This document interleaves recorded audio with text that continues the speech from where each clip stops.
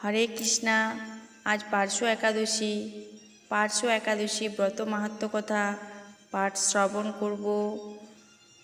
ব্রহ্মবৈবর্ত পুরাণে ভাদ্র মাসের শুক্লপক্ষের পার্শ্ব একাদশী মাহাত্ম্য যুধিষ্ঠির শ্রীকৃষ্ণ সংবাদে এইরকম বলা হয়েছে।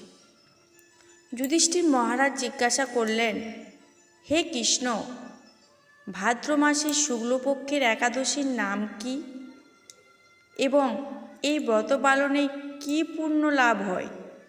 উত্তরে ভগবান শ্রীকৃষ্ণ বললেন, হে ধর্মরাজ, মহাপুণ্যপ্রদা, সমস্ত পাপ হারিণী এবং মুক্তিদায়িনী এই একাদশী বাজপেয় যজ্ঞ থেকেও বেশি ফল দান করে। যে ব্যক্তি এই তিথিতে ভক্তি সহকারে ভগবান বামন দেবের পূজা করেন, তিনি ত্রিলোক পূজিত হন।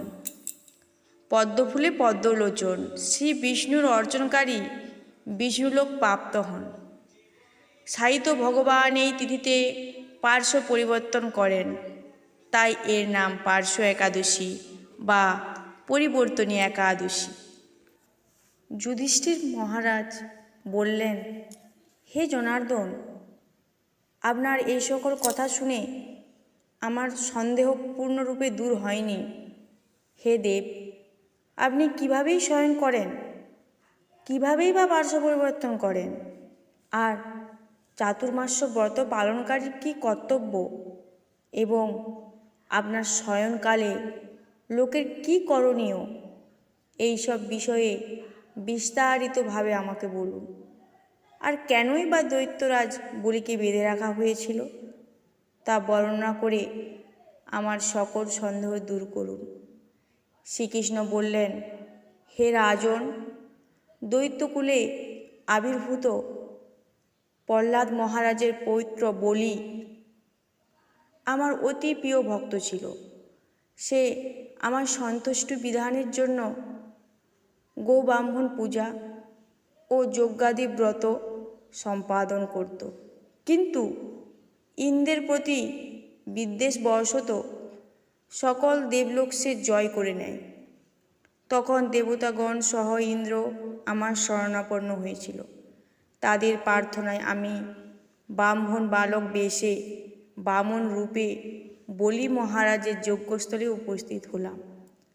তার কাছে আমি ত্রিপাদ ভূমিমাত্র প্রার্থনা করছিলাম।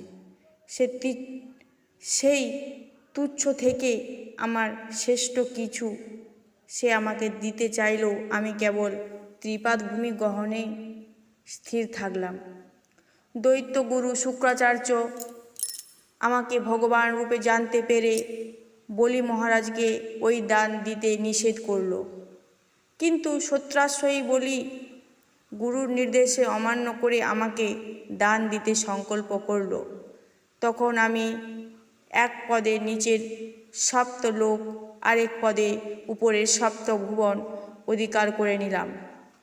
পুনরায় তৃতীয় পদের স্থান চাইলে সে তার মাথা পেতে দিল। আমি তার মস্তকে তৃতীয় পদ স্থাপন করলাম, আর সন্তুষ্ট হয়ে আমি সর্বদা তার কাছে বাস করার প্রতিশ্রুতি দিলাম। ভাদ্র শুক্লপক্ষিয়া একাদশীতে ভগবান শ্রী বামন দেবের এক মূর্তি বলি মহারাজের আশ্রমে স্থাপিত হয়। দ্বিতীয় মূর্তি ক্ষীরসাগরে অনন্ত দেবের কোলে শয়ন একাদশী থেকে উত্থান একাদশী পর্যন্ত 4 মাস শয়ন অবস্থায় থাকে।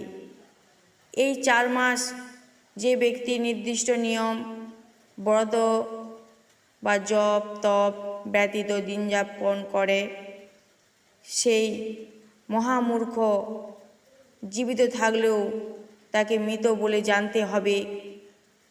শ্রাবণ মাসে শাক, ভাদ্র মাসে দই, আশ্বিনে দুধ, কার্তিক মাসে মাসকলাই বর্জন করে এই 4 মাস শ্রীকৃষ্ণের আরাধনা করতে হয়। প্রতিটি একাদশী যথাযথ পালন করতে হয়। সাহিত্য ভগবান পার্শ্ব পরিবর্তন করেন বলে এ একাদশী মহাপূর্ণ ও সকল অভীষ্ট প্রদাতা। এই একাদশী ব্রত পালনে 100 অশ্বমেধ যজ্ঞের ফল পাওয়া যায়। তাই সকলে পার্শ্ব একাদশী ব্রত পালন করার চেষ্টা করুন, ভগবানের নাম কীর্তন করুন। হরে কৃষ্ণ কৃষ্ণ কৃষ্ণ হরে হরে, হরে রাম রাম রাম হরে হরে, রাধে রাধে।